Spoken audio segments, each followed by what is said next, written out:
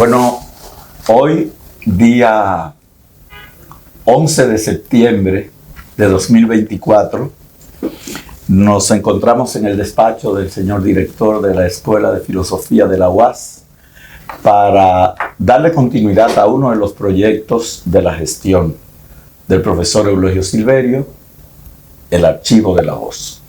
Hoy tenemos la ocasión de recibir al profesor doctor Edixson Minaya.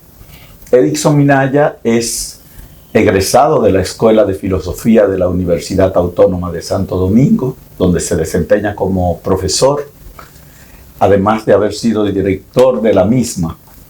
Tiene estudios de maestría en estudios avanzados de filosofía por la Universidad de Salamanca y doctorado en filosofía por la Universidad del País Vasco. Cuando se dice que una persona es una promesa, por lo general se está diciendo que tiene en potencia las posibilidades de llegar a ser un gran filósofo, un gran pensador en este caso.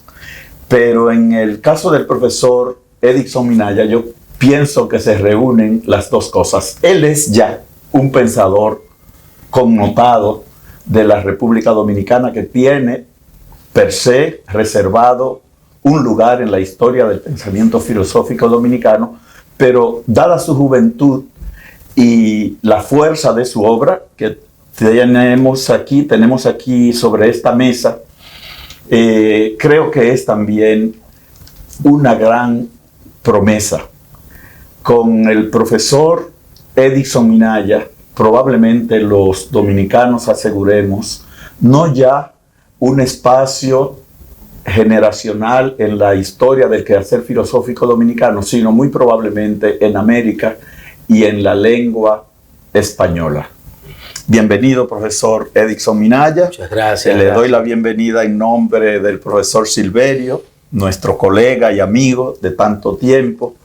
Y para nosotros es un gratísimo honor recibirle en este Archivo de la Voz. Como usted sabe, estos archivos de la voz que el profesor Silverio ha instituido procuran hablar al porvenir. Es decir, aunque tienen sus seguidores, ya sabemos que usted es uno de los que mira los programas del Archivo de la Voz, pero la idea es hacer una suerte de retrato dinámico del profesor Edixson Minaya, así en lo profesional como en lo vivencial y en lo académico. Entonces, vamos a comenzar preguntándole, profesor Minaya, ¿quién es Edixson Minaya? ¿De dónde viene? ¿Quiénes son sus padres? ¿Cómo llega a interesarse por el arte, que fue su primera carrera formal, y luego por la filosofía? ¿Qué vínculo habrá entre esos dos ámbitos del saber humano? Bien, bueno, es muy difícil hablar de uno mismo, ¿no? Pero antes que nada, gracias, agradeciendo la invitación y una gestión bastante interesante que viene desarrollando Eulogio y esta iniciativa que marca el presente y el futuro de la escuela. Sigue agradeciendo la invitación, ¿no? Bueno, yo soy de aquí, de la capital. Me considero un animal urbano. Sí, porque a pesar de que mis padres son del Cibao, mi mamá de Puerto Plata, mi papá de Bonao, pero nací aquí en la capital, Santo Domingo, centro de la capital. Entonces, siempre tuve inclinación por el arte desde muy pequeño, porque a mi padre le gustaba mucho la geometría y diseñaba máquinas de hidráulica y demás, y confeccionaba ese tipo de cosas. Entonces, la relación, la interacción, ¿verdad?, familiar, cultural, lleva a uno cierto despertar, cierta inclinación, y el arte realmente fue mi primera motivación. Estudié desde muchacho, desde niño, hasta llegar a Bellas Artes, agotar un buen tiempo ahí. Y estuve muy interesado en el desarrollo de las artes, sobre todo visuales, lo que antes se le llamaba las artes plásticas, la pintura y demás, pero sobre todo la pintura. A mí me fascina mucho el tema de la pintura. Entonces, ¿cómo, bueno, llego al arte? Bueno, por inclinación así, digamos, natural. Estuve muchos años en Bellas Artes, primero de la que está la Máximo Gómez, estuve en la Galería de Arte Moderno en su momento, como se llamaba galería, no museo, ¿verdad? Luego entonces pasé a hacer estudios más formales, investigaciones así personales sobre el arte, pero lo que más me llamaba la atención era el arte contemporáneo. Recuerdo una enciclopedia famosa que se llama Enciclopedias de Pintores Célebres, que estaba en la Biblioteca de Bellas Artes. Y entonces, leyendo el volumen 3 de los pintores contemporáneos, me iba dando cuenta de que la producción de arte contemporáneo tiene una fundamentación filosófica, muy fuerte. Entonces yo decía en ese momento, bueno, yo quiero lograr algo así en materia del arte, y me di cuenta que para eso había que desarrollar una forma de pensamiento. Porque el arte, en ese contexto, lo que más me llamaba la atención era el arte abstracto. Yo estudié mucho, y me di un conocedor, digo me di porque ahora hay cosas más actualizadas que uno no dejó, pero siempre de vez en cuando reviso de lo que es la corriente del expresionismo abstracto. La Escuela de Nueva York me llamaba mucho el tema del dripping, Jackson Pollock, ¿no? Esa escuela del expresionismo abstracto de Nueva York. Entonces, leyendo así sobre estética, filosofía del arte, me fui dando cuenta de que había una fundamentación más allá del dominio de una técnica en el ámbito pictórico, que ya no era solamente una formación del ojo, de la mano, el cerebro, que eso está muy vinculado en el mundo del arte. Eulogio sabe porque estudió arte, ¿no? Entonces creí, bueno, pero yo quiero si quiero conseguir una obra de arte que sea original, innovadora, en ese momento, ¿no?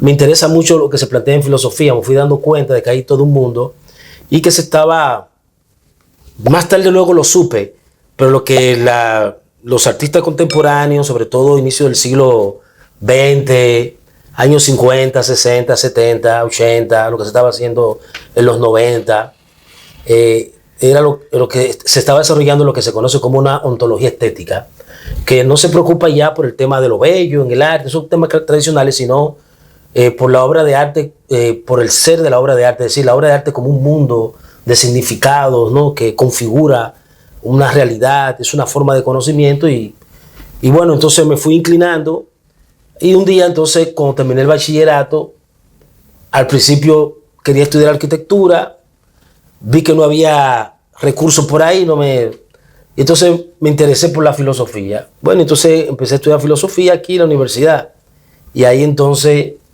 ya el camino, ¿verdad? Es bastante viejo, recorrido, y ahí entonces es que comienza mi motivación, porque había un desequilibrio, porque quería ser artista visual y a la vez quería ser filósofo, pero la filosofía te toma mucho tiempo y las artes también.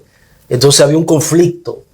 Entonces o dejaba uno y dejaba el otro. Había un conflicto ahí bastante fuerte, hasta que entonces, bueno, déjame yo terminar la universidad y me fui separando así un poco del arte, pero mantengo un vínculo, ¿no? Eso no se olvida nunca. Eso no se olvida nunca. Y bueno, y ahí entonces los intereses vienen motivados por mis intereses al inicio, por las artes visuales sobre todo la pintura. ¿Y de qué año estamos hablando, profesor? ¿En qué año inicia usted sus estudios formales ya de filosofía? Bueno, 1994. De 1994 al 98. Y esa experiencia de cursar la carrera, sí, ¿respondió a esa intención que usted tenía o la carrera le llevó por otros rumbos? No. Ciertamente respondió porque ya yo tenía unos intereses marcados, pero en la medida en que uno se va adentrando en autores, lectura, en las conversaciones con los compañeros, las clases de los profesores y demás, se va abriendo otros horizontes, ¿no? Pero lo que siempre me llamó a la atención desde un inicio, aunque yo tenía muchos intereses, me llamaba al inicio la lógica, yo duré un tiempo estudiando lógica, ¿no? Y después entonces me fui volcando a otras cosas cuando me encontré con Ser y Tiempo de Martin Heidegger. Eso me cambió toda la vida. Yo creo que eso ha sido uno de los pensadores, o de los, digamos así, de los libros que han cambiado mi vida, ¿no? En materia de la trayectoria de uno, de los intereses de uno. Realmente, desde que leí Ser y Tiempo, mi primer contacto, yo dije, wow, y dejé la lógica. ¿Y a qué nivel estaba usted en la carrera cuando leyó Ser y Tiempo, profesor? Exactamente, fue a los 2 años. A los 2 años. Sí, fue en 1996. Qué bueno. Y así como hay libros que marcan vidas, intereses, hay personas. Sí. ¿A cuáles de esos maestros que usted conoció en los estudios preuniversitarios, luego en la Escuela Nacional de Bellas Artes y en la universidad dejaron una huella honda en lo que es hoy el académico e intelectual Erickson Minaya? Bueno, así pensando en general, por ejemplo, en bachillerato me llamó siempre la atención, me llamó mucho una profesora de literatura, ¿verdad? Que nos instruyó muy bien en ese mundo. Gracias a ella, en bachillerato yo conocí todo el siglo de oro español. Y yo me lo leí todo, o sea, porque me gustaba mucho la lectura de la literatura. Incluso pensé en algún momento ser escritor de novela y demás, y escribí algunas cuantas cosas. Pero no florecieron. Pero entonces luego así, bueno, en Bellas Artes, Félix Soñé, que era de escultura, fue un gran maestro, que nos quedamos siendo amigos, marcó mucho, enseñó mucho lo que era la importancia del diseño, las leyes del diseño para la creación de la obra. Freddy Javier fue un gran maestro de dibujo, me gustaba mucho por la interacción y conocí muchas personas en el mundo del arte que iba a los talleres y veía cómo trabajaban y demás, y veía la apertura, ¿no? Y fue bastante enriquecedor, ¿no? Conocer muchas personas en ese contexto, muchos artistas también de renombre en ese momento que conversábamos mucho.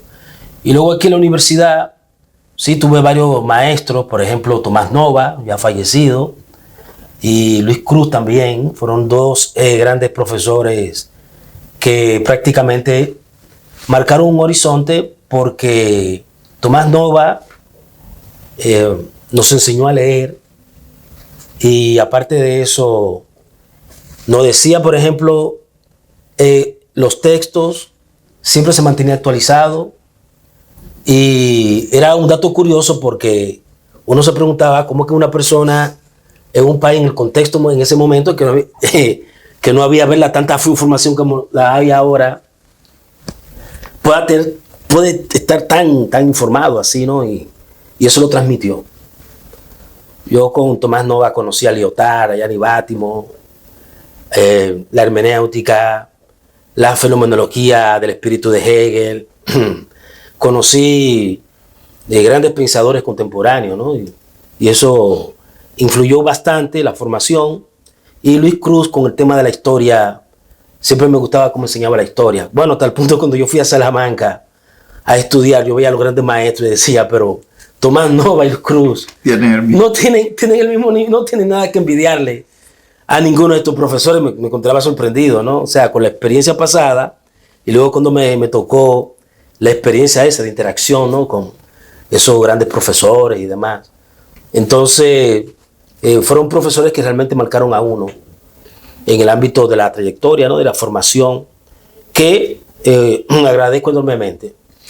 Claro. Y esa experiencia ya, profesor, en la Universidad de Salamanca y la Universidad del País Vasco, ¿en qué sentido impactan al pensador Erickson Minaya? Bueno, la experiencia de Salamanca fue muy reveladora para mí. Yo tuve la oportunidad de trabajar muy bien la fenomenología con la maestra que era traductora es traductora de Merleau-Ponty, Carmen Patricia Marín, tremenda fenomenóloga. Tomé unos cursos, unas clases interesantes con un profesor alemán, la daban conjunto la profesora Zoraida, me parece, sí, de la Universidad de Valladolid, de fenomenología del sujeto. Y recuerdo que trabajamos a Husserl la fenomenología del inmanente del tiempo, de la conciencia inmanente del tiempo, un tema bastante difícil, pero que fue bien explicado, ¿no? Y bueno, trabajé mucho la hermenéutica y así. Y fue realmente una experiencia maravillosa, porque en contacto con otros compañeros que tenían intereses distintos a los míos, pero compartíamos algunas ideas, siempre nos juntábamos, tratábamos muy bien.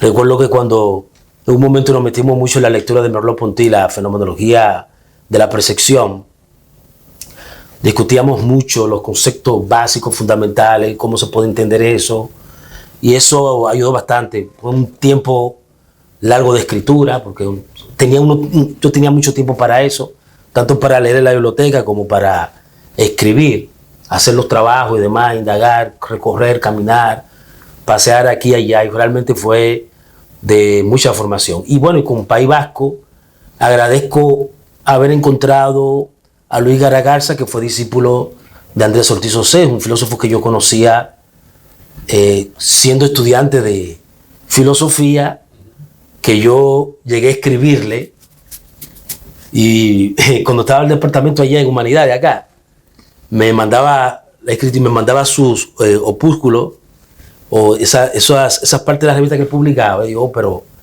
me sentía muy bien, yo tengo incluso conservado todo eso, y una vez le envié ese librito amarillo que está ahí, ese opúsculo, y me devolvió, mira, lo estoy leyendo con mucho interés, me regaló otra cosa, y manteníamos contacto. No existía el internet en ese momento, tú tenías que enviar las cosas por correo.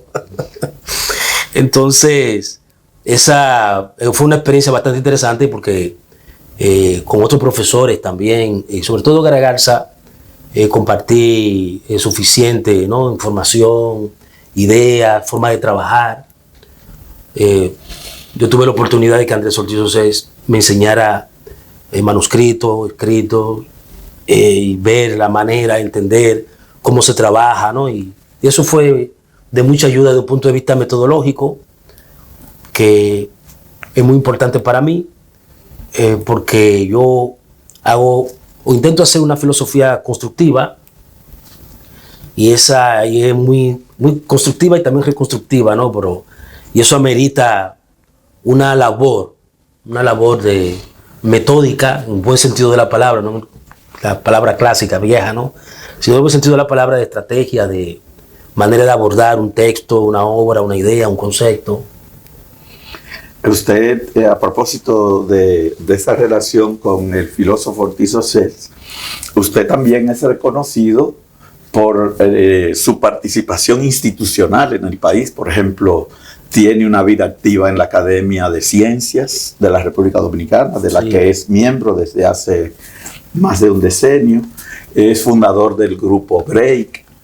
Es también fundador de la Asociación Dominicana de Filósofos. Dirigió, como habíamos dicho, la Escuela de Filosofía. ¿Cómo se hace usted para armonizar ambos mundos? Porque ya nos decía usted que tuvo que optar entre las artes plásticas y la filosofía. Sí. ¿Y cómo lleva adelante ambos mundos? Ese mundo de la vida y el mundo propiamente de la filosofía. Sí, bueno, se trata de armonizar, ¿no? Siempre entendí que el ejercicio filosófico, desde el punto de vista académico, debía estar acompañado de los compromisos académicos, ¿no? Y en cierta medida a veces hasta políticos, pero se trata de conseguir una armonía, es decir, generar un equilibrio entre tus intereses académicos, filosóficos, personales, con lo que tú puedes desarrollar, o sea, lo que tú puedes dar como miembro de una escuela, de una institución, de una universidad. Entonces, yo me involucré desde que fui monitor acá. Siempre me interesó el desarrollo del departamento, colaborar con los profesores que estaban detrás de los procesos, ¿no? Que estaban interesados, sobre todo a partir de Morla. Y siempre me involucré, ¿no?, en la vida académica. Fue parte también, no lo veía como separado del ejercicio que tú podrías hacer como profesional, como filósofo, como escritor. Nunca lo vi separado eso. Siempre lo vi que eran aspectos complementarios. Porque la vida filosófica se desarrolla, aunque tú no quieres, en la academia, y más en esta época, ¿no?, que la filosofía se ha profesionalizado hasta tal punto de que ya un filósofo ocupa una posición en la universidad o en un instituto o en el Estado, dependiendo, ¿no? Entonces el asunto creo que es verlo de una manera complementaria. Lo que no pude hacer en el momento con las artes y la filosofía, lo que pasa es que fue un asunto también de madurez y experiencia, luego lo aprendí. Me hubiera dedicado también a las artes y hubiese sido posiblemente exitoso, ¿no? Todavía hay tiempo. No, claro. Claro. No, de hecho, yo hago mis cosas. Ah, qué bueno. Sí, porque es una inclinación que es muy fuerte, se nos olvida. Claro. ¿Y en qué medida sus conocimientos artísticos, ese sentido de la armonía, han contribuido con la forma en que usted hace sus obras, que en realidad están construidas more geométrico? Bueno, yo no soy... Desde el primero hasta el último, sí, son textos muy sistemáticos. Yo considero que la clave es, primero, tener unos intereses específicos en algunos temas o problemas, digamos, ¿no? Problemas, preguntas, tratar de responder a preguntas. Y lo otro es la sistematización de la lectura, es muy importante para mí. O sea, si no quieres quedarte simplemente en el comentario al margen, debe de abordar unos problemas filosóficos de interés, siempre y cuando sean de interés, porque, ¿verdad?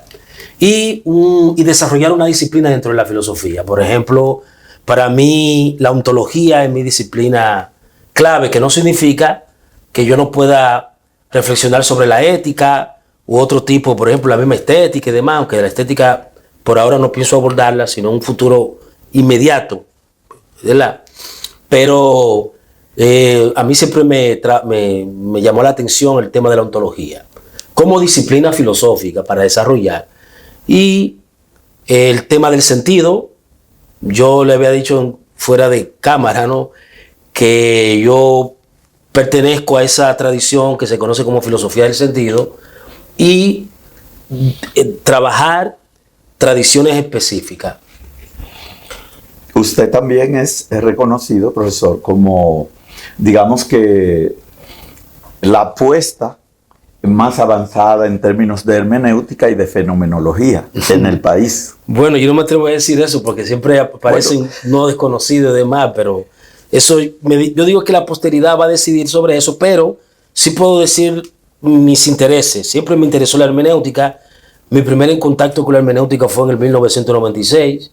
Yo iba mucho a la biblioteca del Bonó y ahí en el Bonó siempre acostumbraba a poner en la sala de la biblioteca, ¿verdad? Ponían unos anaqueles con los libros de la asignatura que se enseñaban. Y un día yo revisando, así siempre me gustaba revisar, yo siempre estudiaba allá, me iba después que terminaba aquí, o en la mañana iba allá, o en la tarde. Le dedicaba muchas horas a la biblioteca y a la biblioteca antillese, pero muchas horas le dediqué, a la biblioteca de aquí también. Entonces, un día yo voy mirando los libros y veo un libro que me llama la atención. Cuando yo lo tomo, se llama Hombre, Mundo y Lenguaje, Andrés Ortiz Océs. Y yo comienzo a revisarlo y digo yo, ven acá, hay esta forma de pensamiento. Y empiezo a leer que la hermenéutica, algo así. Al lado estaba Verdad y Método de Gadamer. Y yo comienzo, como que me despertó curiosidad cuando empiezo a ver la obra de arte, el modelo. Sabe que en hermenéutica se inicia, cuando tú hablas de la interpretación, la obra de arte como modelo, ¿verdad? No solamente la traducción, sino la obra de arte, aunque ya hay otros modelos, como pasa con la interpretación de las culturas actualmente. Pero me llamó mucho la atención y empecé, digo, pero ven acá, pero esto se vincula a algo que yo que a mí me interesa. Y empecé ahí a trabajar y a hacer la conexión, a conocer la bibliografía, los autores, las tradiciones más pesadas, ¿no? Y ahí mismo se conjugó el encuentro con la lectura de Heidegger en Ser y Tiempo, y mi interés al principio sobre del existencialismo, pero sobre todo la visión heideggeriana. Luego entonces la lectura con Nietzsche, que Nova metió a uno ahí en ese lío. Recuerdo que me enamoré mucho de las obras de Nietzsche. Entonces estaba muy de moda Nietzsche en los 90, porque Nietzsche es de los filósofos que va y viene. Ahora ya no tanto, ya está dormido, pero va y viene. En los 90 se puso, se disparó, 90 casi clausurando el siglo, ¿no? Por pensadores que lo trabajaban. Y ahí fui encontrando, realmente me fui encontrando autores que trabajaban la misma línea. Gianni Battimo, El fin de la modernidad, fue muy revelador para mí. Luego el debate que estaba con el tema de la posmodernidad en los años 90, que a pesar de que ya era viejo, pero en los años 90 que se dispara porque empieza a conocerse más las obras, sobre todo en el ámbito hispanoamericano, las traducciones y demás, ¿no? Y ahí entonces fui involucrándome y desarrollando esa misma línea hasta resolviendo dudas, preguntas. Y hay cosas que uno la va dejando de lado, que ya no la ve del mismo modo, o la retoma de una manera distinta. Y a propósito de libros, lecturas, bibliotecas, pensando en el público que va a seguir este archivo de La Voz, ¿qué es leer en filosofía para el profesor Edixson Minaya? Bueno, quizá la respuesta sea un cliché, ¿verdad? Que uno siempre escucha, pero leer en filosofía es pensar, o sea, tratar de responder a la pregunta qué significa pensar las cosas desde un punto de vista, para mí, descriptivo también, por un lado, es una parte fenomenológica, pero también entender algunos aspectos trascendentales, ¿no?, que la filosofía puede aportar. El análisis de la experiencia, la descripción de la experiencia, o la experiencia en su proceso de construcción de sentido, ¿no? Es algo que significa para mí leer en filosofía, ¿no? Y explorar también tradiciones, propuestas, visiones del mundo, puntos de vista, perspectivas que pueden de alguna manera ayudar a conjugar las de uno. Eso para mí es leer filosofía. Y sobre todo, la búsqueda del concepto. Para mí el concepto juega un papel fundamental en filosofía. Esa tradición yo la sigo. Para mí es muy importante el análisis de los conceptos. La filosofía para mí es una disciplina, como dice Gilles Deleuze, una disciplina de concepto. Crear concepto nuevo es misión de la filosofía, siempre. De manera que análisis del discurso, pensamiento, sí, y lectura en usted es prácticamente lo mismo. Sí, yo lo enfoco así, el texto y la experiencia. Para mí el texto, es decir, la parte, ahora yo estoy trabajando el tema, la cuestión de la fenomenología hermenéutica, que es una conjugación de fenomenología, una manera de hacer fenomenología. Algunos dicen que la hermenéutica es una manera de hacer fenomenología, ¿no?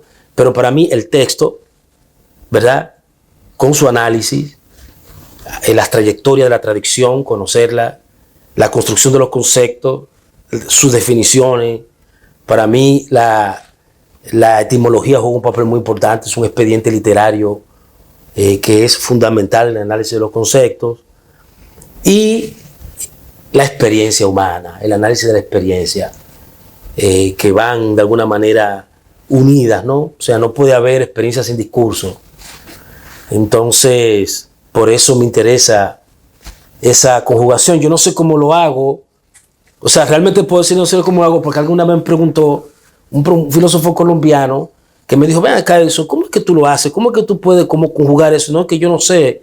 O sea, quizá otro lo ve, pero yo no lo... O sea, yo simplemente como que lo practico y lo entiendo así. O sea, como que lo entiendo de esa manera y me preguntan, ¿cómo es que tú puedes como montar eso? Yo no... Digo, no, pero que eso lo hacen todos los filósofos y los profesores y amigos. O sea, yo hago simplemente o sea, yo entiendo que yo hago lo que hacen ellos. O sea, no creo que sea una cosa, ¿verdad?, distinta.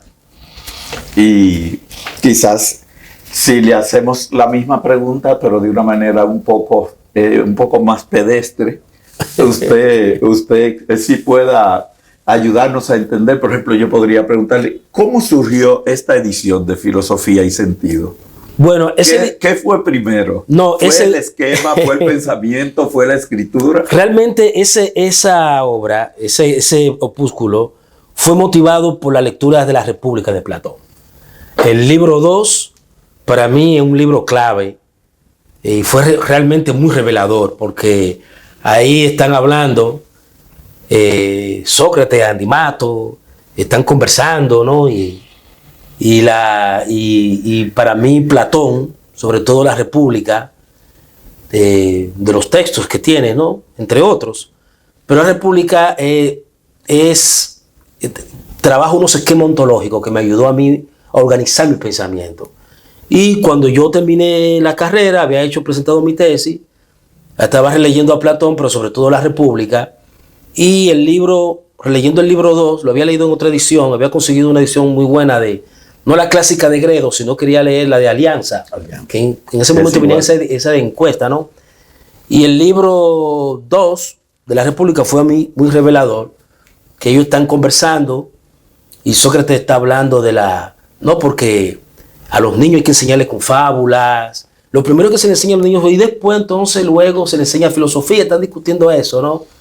Y le dice a Andimato, le dice, pero ven acá, Sócrates, pero si viene ahora alguien, ahora mismo dice, así mismo lo dice el texto, a preguntarnos cómo deben ser esas fábulas, esos poemas y esos mitos, que nos vienen a preguntar a nosotros. ¿Sí? ¿Qué nosotros le vamos a decir? Y le dice Sócrates, ay, Andimato, no somos poetas ni tú ni yo, sino solo constructores de una ciudad. Y a los constructores de la ciudad solamente le está dado a conocer el sentido general por la cual esa ciudad se conduce. Y eso me partió a mí, digo yo, wow, pero espérate. Él dio la definición de filosofía. O sea, cuando tú hablas de filosofía política y te dicen a ti, pero a una propuesta de constitución, no, porque yo no soy jurídico, yo estoy pensando la política, yo estoy pensando el derecho, ¿no? A veces me dicen, ¿y entonces qué vamos a hacer para transformar esto? Bueno, pero ahí está el Estado. Yo estoy pensando eso. Siempre pienso en Sócrates, en ese pasaje, ¿no? Y la discusión de cómo, o sea, yo mismo hice un hallazgo en Platón, que en la República él comprende la filosofía. Ese es mi punto de vista y es lo que yo expongo ahí, y lo he conservado la idea, la filosofía como límite y apertura. La filosofía es límite del discurso, límite de las pretensiones de poder, límite del accionar. Llega un momento en que el accionar humano intenta romper esos límites por los deseos de hacerse cargo de todas las cosas. Y a la vez que la filosofía se constituye en un límite, crea apertura. Paradójicamente, después vi que un filósofo llamado Eugenio Trías va por ahí, va por esa línea, ¿no? Y eso también en la lectura de él me ayudó mucho a entender esos aspectos. Entonces eso nació de ahí, escribiendo, leyendo la República. Fue muy revelador los esquemas ontológicos que plantea Platón, sobre todo el tema de la caverna. Yo soy lo que dice que nosotros no hemos salido de la caverna de Platón. La caverna de Platón tiene su alegoría, ¿no? Es un esquema ontológico que ha trascendido y que puede aplicarse a cualquier aspecto, ¿no? Y que yo creo que va más allá de esa visión de la verdad que enfoca la República, ¿no? Va más allá. Yo considero que la trayectoria de la existencia humana, ¿no? Y el mensaje que tiene, la metáfora empleada, fueron muy reveladores. Y yo dije, pero ven acá, como que el tema de la ontología se me hace más claro, porque Platón, para dar a entender todos esos problemas, recurre a lo que a partir de Kant llamamos el esquematismo. Y yo creo que ya eso está todo él. Sin embargo, Filosofía y Sentido agotó esa primera edición y luego tuvo una segunda. Tuve el interés de ampliarlo, vi la necesidad de agregar otros elementos, y luego entonces hay una del 2004, que ya es la última, que es de color negra, marrón, que está el prólogo de Carlos Rojas Osorio, porque yo lo puse a él, porque un día me lo encontré, me lo presentó un amigo que estábamos en la Feria del Libro, no recuerdo si fue Basilio Beliar, y me dice, mira Edison, él es el filósofo Carlos Rojas. Digo, pero yo Carlos Rojas, le digo yo, él vino aquí invitado, pero yo a Carlos Rojas, yo lo conozco a usted. Y me dice, ¿tú eres Edison Minaya? Me dice. Y digo yo, sí. Mira, yo leí un libro tuyo que es bellísimo, me gustó mucho, Filosofía y Sentido, es un libro bello. Y yo lo comenté, me dijo, yo, ¿cómo que sí? Dame tu, en ese momento ya había correo. Y digo, dame tu correo que te voy a enviar. Yo escribí algo así con ese libro muy bello, me gustó mucho ese libro. Qué interesante. Entonces después me motivé cuando hice la cuarta edición, yo pensé en él para que me hiciera el prólogo y me lo hizo, bellísimo, ¿no? Y entonces amplié y modifiqué muchas cosas y nada, esa es básicamente la historia de esa pequeñita obra. Y entre simbolismo e implicación se tiende a ser en la relación. ¿Cómo surgieron estos ensayos para una hermenéutica relacionista? Sí, bueno, eso está motivado. Fue publicado en España. Sí, sí. Y simbolismo e implicación fue publicado en Colombia. En Colombia. El tema del texto es prácticamente algo que yo que estoy desarrollando, que ya con más tiempo lo voy a sistematizar mucho más, que es que entender el ser como relación. O sea, ya entiendo que la filosofía contemporánea ha superado o ha salido del esquema de lo entitativo, de la metafísica entitativa, de la sustancia. Ya la esencia, el concepto de esencia se entiende ya de una manera diferente a partir de Husserl, cuando hablamos de que la fenomenología y la ciencia de los fenómenos es una ciencia de esencia, dice Husserl, ¿no? Ya no decimos ciencia. Pero bueno, a partir de ahí, la ontología va cobrando otra dirección, con también el peso de Nietzsche, de Heidegger, de toda esa tradición, y ya me fui dando cuenta, me he dado cuenta que la búsqueda de la ontología ya no se trata de sujeto-objeto, ese viejo esquema de la metafísica, sino que se está abriendo lo que más o menos podría conocerse como una tercera vía, en la que el punto de partida, o digamos así, la inflexión del pensamiento que tiene que ver con toda esa ruptura de esa tradición, ya no se encuentra en la sustancia, en la idea clásica de sujeto, sino que estamos en una especie de red de relaciones. No es algo mío, sino que la propia traducción ha venido construyendo eso, y yo he venido reconstruyéndola porque la misma línea la encontramos también en un filósofo que se llama Romano Guardini. Tiene una obra bellísima que se llama El Contraste, que plantea la noción de contraste en el campo de la ontología, como si fueran, yo lo asimilo a los colores, ¿no? O sea, lo cuadrado no tiene una sustancia en sí misma, sino que está en relación a lo redondo y lo triangular. O sea, yo reconozco lo redondo porque existe algo cuadrado y triangular. O sea, hay una relación, es más o menos esa idea, ¿no? De algo quizá muy simplón. Pero entonces también me llamó la atención cómo un filósofo pensaba eso mismo por ahí, pero no muy bien, que es José Fratel Mora con el integracionismo. José Fratel Mora habla de integracionismo, de que lo que tenemos son conceptos límites, disposiciones ontológicas. Por ejemplo, no existe así tan tajante sujeto-objeto, para poner un ejemplo, sino que hay una correlación, que son conceptos límites simplemente son disposiciones ontológicas para yo hablar de las realidades, ¿verdad? Entonces, así se iba configurando Amor Ruibal, que fue pionero vino Ortiz Océs, luego la noción del ser como debilidad, que lo porta Gianni Battimo basándose en Nietzsche y Heidegger. O sea, hay una camada de filósofos que van orientándose de una manera distinta en el campo de la ontología. A mí me llamó la atención y yo dije, bueno, pero quiero trabajar, y tenía una serie de ensayos y otros que estaba haciendo, lo limpié, le di un sentido general, y entonces como se habla de hermenéutica analógica, el ser no es, dice Bishop, Mauricio Bishop, amigo mío, gran filósofo mexicano, él dice que el ser no es unívoco, ¿verdad? No es unívoco, por lo tanto es analógico. Entonces, como plantea el tema de la analogía de Madio, bueno, como se habla de una hermenéutica simbólica, una hermenéutica analógica y así demás, una hermenéutica relacional, es decir, que se fija únicamente en las relaciones, concebir la realidad como relación, como sistema de relaciones, únicamente, si eso se puede hacer. Entonces, pero me he encontrado muchas cosas que se han estado haciendo sobre esa línea, que creo que se puede hacer un trabajo, y ahí entonces surgió, se lo propuse a Román, amigo nuestro, Román García, ¿verdad? Mira, me gustaría ver en la medida cómo se puede publicar eso allá. Y bueno, fue aceptado, fue revisado y fue publicado en ese periodo, ¿no? Ahí yo trato de conjugar, la idea es tratar de reconstruir una tradición que ha venido soterrada en el pensamiento contemporáneo, sobre todo en el campo de la ontología, y dar una unidad a ese discurso, ¿ok? A partir de un concepto, que es el concepto de relación.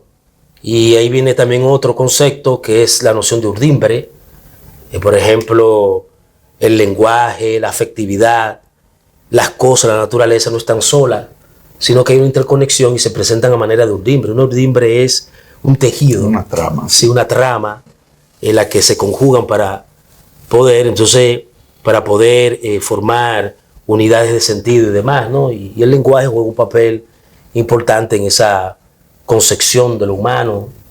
Y no deja de ser interesante para nosotros, profesor, porque ese libro lo ha publicado la editorial Eicasía, que sí, pertenece a la Escuela de Oviedo, y no es precisamente una orientación típica de la Escuela de Oviedo. Sí, que es muy materialista, exacto, ¿no? Muy materialista, y está muy orientada hacia la consideración de asuntos sociales. Pero sí, aprovecho esa oportunidad para hacerle una pregunta, ya que usted, por su formación hermenéutica, por su apuesta hermenéutica y fenomenológica, ¿cómo ve usted lo del el pensamiento? Ahora, el pensamiento como urdimbre también.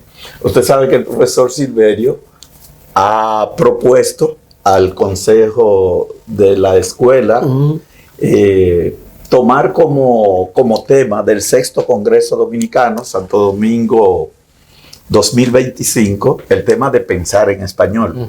¿Cómo ve usted la cuestión? ¿Se podría hablar de que hay una especificidad del pensamiento en español, en lengua española, o no? ¿Cómo usted claro, no, la lengua juega un papel muy fundamental en la construcción del pensamiento. Yo siempre discutíamos eso con los compañeros en Salamanca, y una cuestión muy importante en pensar en español es que tenemos una ventaja que siempre le llamó la atención a la escuela alemana, y Heidegger siempre, por eso Heidegger aprendió un poco español, le gustaba mucho el pensamiento español, a propósito de otros, ¿no? Schopenhauer, claro. Gadamer, siempre, y es que nosotros tenemos el verbo ser y estar. Entonces eso es... Desde el punto de vista ontológico. Desde el punto de vista ontológico, que los Heidegger y otros pensadores siempre quisieron configurar, llegar a algo muy rico que se puede explotar en la ontología, que solamente en español con el ser y estar lo podemos lograr. Ellos entendían la situación, pero entonces ellos buscaban otra vía para poder representar ese estar. Bueno, la cuestión del Dasein, que se traduce a veces ser ahí, sí, ser aquí, pero lo que quiere es un estar. Algunos filósofos, sobre todo latinoamericanos, han trabajado esa beta que quiso Heidegger, pero solamente con nuestra lengua la podemos conquistar, ¿no? El tema de la indicación formal en la ontología. Nosotros tenemos la capacidad de ese verbo estar. Entonces nos abre a nosotros una posibilidad ontológica muy rica, ¿no? Muy rica. Y ahí tiene mucha potencialidad y la dignidad también del pensamiento, de pensar en una lengua que ha sido ganado en los últimos años, incluso hasta peleado. Pero eso hace ya mucho tiempo se ha venido, digámoslo así, dimensionando el pensar en español, porque es nuestra lengua, ¿no? Y algo curioso que yo he encontrado en el camino de la trayectoria filosófica, me he encontrado con autores latinoamericanos, de nuestra región, ¿verdad?, que hicieron una labor extraordinaria y que si tuvieran el mismo posicionamiento que tenían esos europeos, quizás fueran reconocidos al mismo nivel. Pero eso me parece a mí clave. El concepto, la noción de apertura, que es relación, un tipo de relación, es clave en usted. Y la palabra break, de alguna manera, evoca la noción de apertura. Sí. Entonces, quisiera yo aprovechar, profesor, para preguntarle cómo surge el grupo Break y la revista Paradigmas y cuáles eran, vamos a decir, que las estrategias discursivas o filosóficas que presidían ese proyecto. Bueno, la idea fue de Leonardo y mía, fue conjunta. Lo de Paradigma fue propuesto por Leonardo y también el nombre, ¿no? En ese momento pensábamos aportar algo a la cultura filosófica dominicana y hacerlo a través de una revista con nuestros propios recursos, que es muy difícil, es una locura. Claro. Para una institución es difícil, imagínense para dos personas en ese contexto. Si usted se fija en el símbolo, yo le dije a Leonardo, ¿verdad? Tiene la pi y fíjese que se forma una B. O sea, paradigma, ¿verdad? Sí. Paradigma, y la B de break, de ruptura, era básicamente una visión precisamente que intentaba aperturar otros diálogos, otras estructuras filosóficas, otros discursos, tener una visión internacionalista también, hablar con otros, incluir cosas que se estaban haciendo aquí. Esa era básicamente la idea, de contribuir a la cultura filosófica de nuestro país, como un aporte, como digámoslo así, un inicio, un esfuerzo que pueda de alguna manera conjugarse con el mundo de la academia, la apertura de personas interesadas en la filosofía, con otras instituciones. Esa era básicamente la idea, ¿no? La generación filosófica suya, la promoción filosófica suya, digamos que irrumpió con fuerza en el quehacer filosófico dominicano. O sea, sí, claro. Realmente la generación 80, que digamos el brazo filosófico de la generación 80 hizo algún esfuerzo pero básicamente se quedó en lo formativo. No es el caso de la generación suya o la promoción suya, que incluye, bueno, personas como el profesor Eulogio Silverio, el profesor Leonardo Díaz, el profesor Dustin Muñoz, y ustedes son ya dueños de un pensamiento sistemático, un pensamiento maduro, una obra que definitivamente está llamada a permanecer. Sí. Y a propósito de esa irrupción, ¿verdad?, que podríamos incluso incluir en esa promoción a Andrés Merejo y a Francisco Pérez, que son otras dos apuestas también de la filosofía dominicana. Claro. Yo quisiera preguntarle, he dicho filosofía dominicana, pero eso no supone un compromiso con esa noción de filosofía dominicana. Sí, claro. Sino que lo que se hace aquí, porque por ejemplo el caso suyo, usted escribe filosofía, pero sus libros son publicados fuera, como ha quedado entrevisto, y sus libros están dialogando constantemente con la filosofía contemporánea y con la filosofía clásica. Yo quisiera preguntarle, profesor, ¿cómo ve usted el ambiente filosófico dominicano del presente? ¿Usted cree que goza de buena salud? ¿Usted cree que tiene perspectivas? ¿Usted cree que hay derecho a tener esperanza en ese sentido? No, claro, o sea, mi posición es que, claro, se está produciendo más filosofía. Hay un grupo más interesado, ¿no? Y que se está dedicando seriamente. Ya tenemos doctorados, eso era impensable, oye, pero impensable, ¿no? Ya tenemos doctorados en filosofía, propuestas de tesis que han sido muy interesantes, muy buenas. Ya tenemos premios, ha habido varios premios aquí de la escuela, ¿no? Y eso es una ganancia para la cultura filosófica dominicana.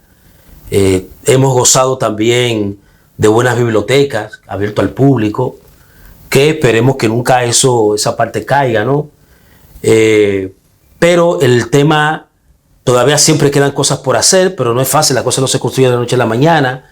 El debate filosófico que se enriquece a través de diferentes publicaciones y demás, pero yo entiendo que sí, que goza de una buena salud y ciertamente ha entrado con fuerza los congresos que se han venido celebrando en la escuela, las actividades que se hacen, todo eso mantiene un movimiento que es importante realizarlo, ¿ok? Y que sin eso no podríamos estar hablando ahora de filosofía, ¿verdad? Porque ¿qué es la filosofía? Son todas estas cosas que hacemos, las actividades, las publicaciones, las personas interesadas, las publicaciones en los periódicos, los medios, publicaciones formales en revista internacional. Aquí ya tenemos varios profesores que han publicado en revistas indexadas a nivel internacional.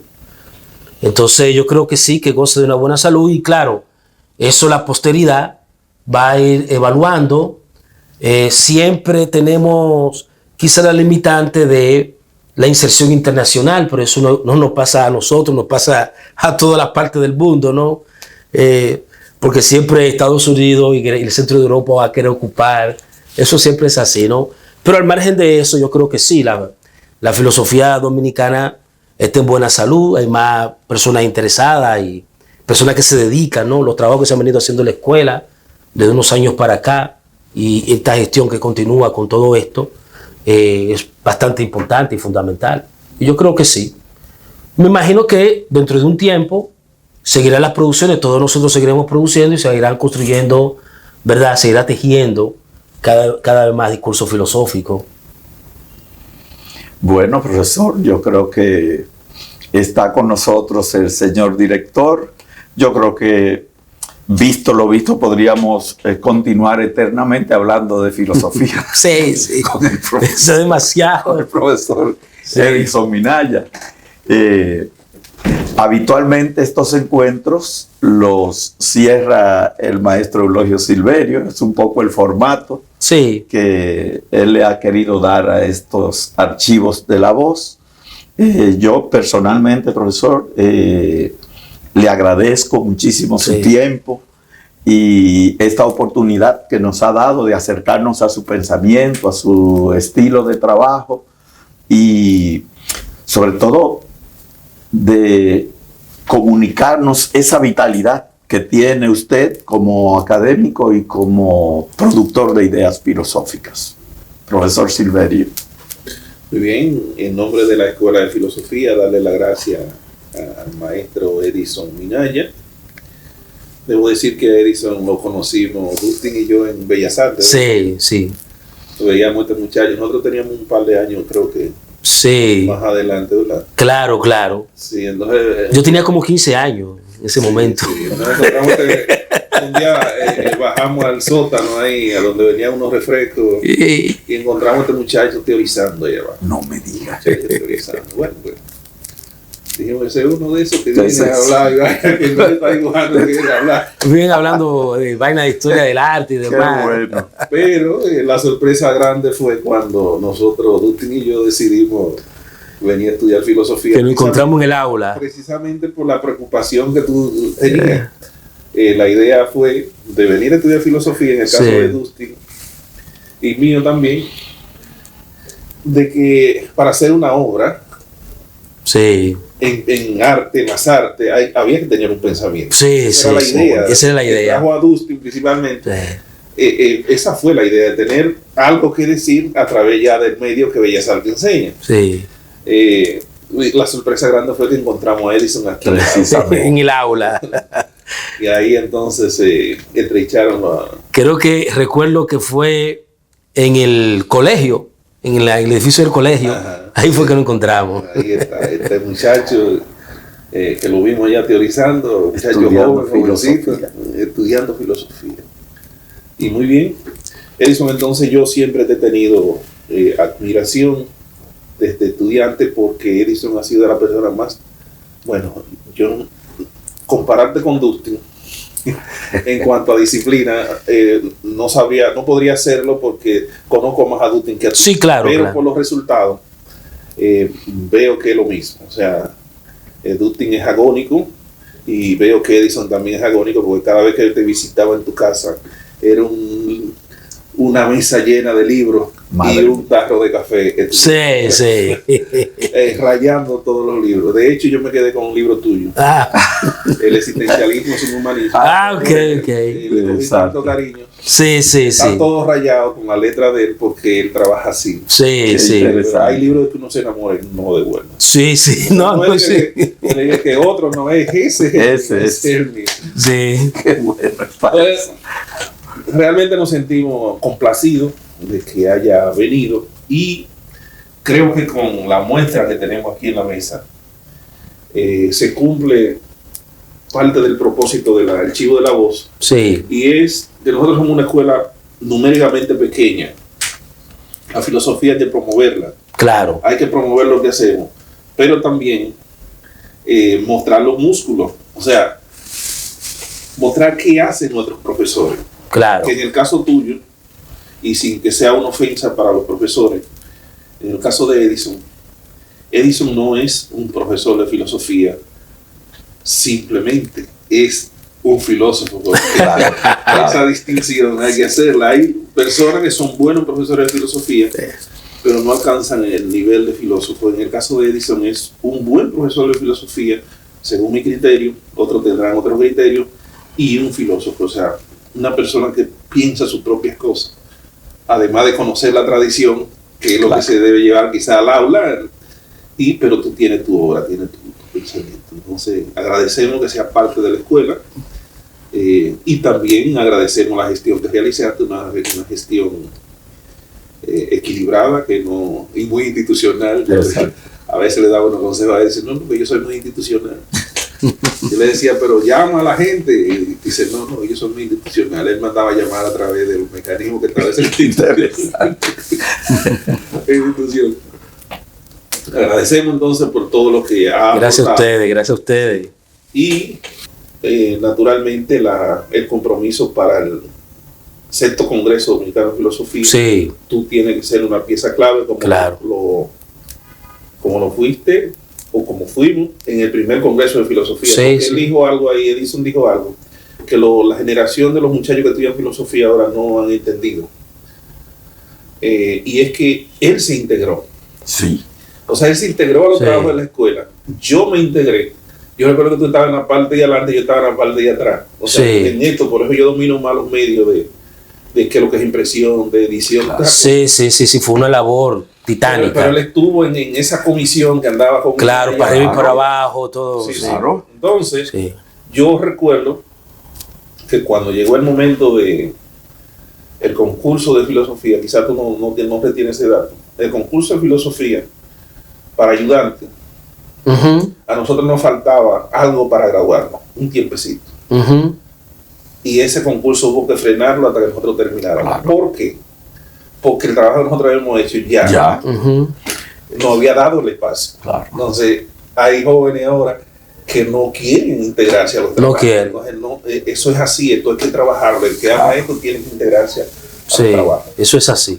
Entonces, Edison, ya finalmente, la última petición es que nos trabaje, nos colabore con la revista La Barca de Teseo, con artículos permanentes, porque uno de los asuntos que los medios mueren es porque Sí. el asunto económico, pero el otro asunto es la producción. En el caso del Paradigma, por lo menos ustedes tenían la producción, una producción tuya y una fija. Sí, Leonardo, sí. buscábamos siempre por ahí. Sí. Entonces lo que le faltó fue quizá la base financiera. Sí, en ese momento para era. mantenerlo. Pero si ustedes se animan, traigan una propuesta y vamos a ver cómo garantizamos la parte financiera para que esa revista pueda nacer y Sí, sobrevivir. una segunda etapa. Sí, sería interesante, sí. Y a propósito, profe, también de lo que dijo el profesor Minaya sobre el libro 2 y el libro 7, yo creo que usted debía invitarlo también. Yo le había dicho. Sí, ya me había dicho. Lo que pasa es que como se había tocado, creo que no se toca lo mismo, ¿no? No, la República ya le Ya dijo. la La habían- República, sí, claro. Sí, hay que ver lo que se ha tocado y ver qué hay de ahí de Platón que se puede trabajar. Claro. La línea que yo... La línea porque que veo usted- que el teteto ya se trabajó, ya se trabajó en la Exacto, sí. República. Pues usted le da seguimiento. Sí, yo le di seguimiento, claro, le di Sí. seguimiento. Sí, se trabajó el teteto y ya el profe Morla se ocupó de Y ya y Bartolo trabajó el crátilo, Sí. sí, que es sobre el lenguaje. Sí. Pero yo voy a chequear, yo tengo que ver lo que se ha trabajado, Exacto. claro. No, pues el compromiso está, profesor. Esa parte le toca a usted. Yo he hablado con él para el banquete. Perfecto. Leonardo ya pasó, vino. Sí. Ya vino Leonardo, entonces tú tienes que estar ahí. Ujú. Y tú eres una de las estrellas de la escuela Claro. y de la República Dominicana. Por eso te estoy haciendo la oferta, porque yo creo que hay que darle apoyo al que produce Sí. filosóficamente. No hay otra manera. Si queremos dejar un legado, tenemos que Sí. apoyarlo entre nosotros. Sí. Pues muy bien, Edison. Está bien, gracias a todos ustedes. Encantado, profesor.